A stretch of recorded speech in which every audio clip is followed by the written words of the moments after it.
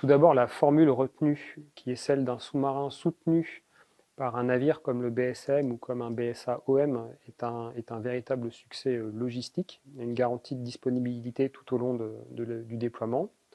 Ensuite, les voies de navigation que nous avons choisies en plongée se sont révélées fiables. L'architecture transmission s'est révélée robuste. Et puis, sur le plan des opérations, on a prouvé dans la zone qu'un SNA de type Ruby est encore capable de faire de très belles opérations, preuve de la qualité de nos équipages et de la qualité du maintien en conditions opérationnelles de nos navires. Donc une telle mission ne peut que nous donner envie d'y retourner, et nous y retournerons pour mener des opérations d'un niveau de plus en plus élevé.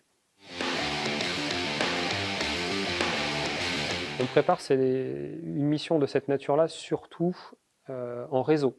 Beaucoup d'interlocuteurs ont été activés pour préparer cette mission, des interlocuteurs internationaux, en particulier nos partenaires américains, australiens, japonais, pour être capables d'opérer en sécurité dans la zone en termes de gestion de l'eau, pour pas que nos unités se rencontrent inutilement, fassent le même travail, pour être capables d'avoir des transmissions de façon continue, des cartes de navigation, le droit de la mer, et puis également un réseau interne aux armées, puisque cette mission est une réussite interarmée également.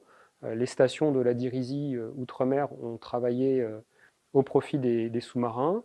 On a fait appel au concours de l'armée de l'air pour organiser la relève d'équipage à Guam.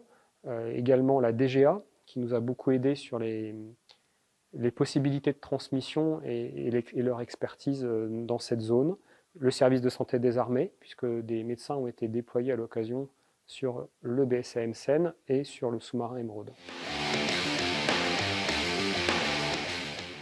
La préparation du bateau est à la fois totalement identique et totalement différente. Alors je m'explique, totalement identique parce que la préparation aux opérations est la même. Chaque entraînement de chaque sous-marin est complet dans tous les domaines de lutte, et en ça, l'entraînement n'a pas changé, et à la fois différent dans le sens où on passe en termes de navigation par des détroits ou des passages qui ne sont pas les mêmes, et donc il y a une préparation minimum à avoir en termes de sécurité nautique, mais comme tout bateau de surface prépare son chenalage spécifique à une escale ou à un détroit.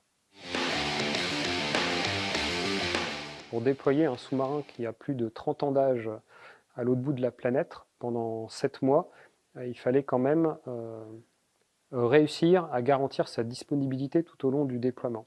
Alors cette disponibilité, on l'a garantie de deux façons. Tout d'abord avant le déploiement, avec des périodes d'entretien qui ont été rallongées avant son appareillage. Et puis deuxièmement, pendant le déploiement, en mettant à bord du BSM un conteneur rempli de pièces de rechange issues de 30 ans de retour d'expérience d'avarie des SNA type Ruby.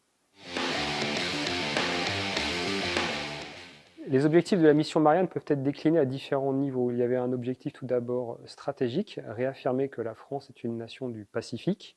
Alors la France, il y a par nature des éléments, des unités permanentes sur ce théâtre, mais il est bon d'y déployer d'autres types d'unités régulièrement pour prouver que nous sommes capables de nous déployer partout dans le monde. Sur le plan opératif, l'objectif était d'être capable d'exercer le contrôle d'un sous-marin dans une zone assez inhabituelle. Et puis sur le plan tactique, celui de s'approprier l'environnement géographique et en termes de renseignement dans cette zone.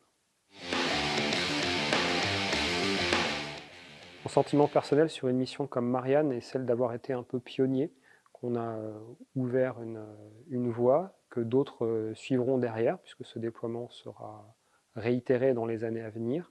On a apporté sa pierre à un édifice qui est nettement plus grand que nous, et donc c'est une réelle satisfaction d'avoir été un peu ce pionnier.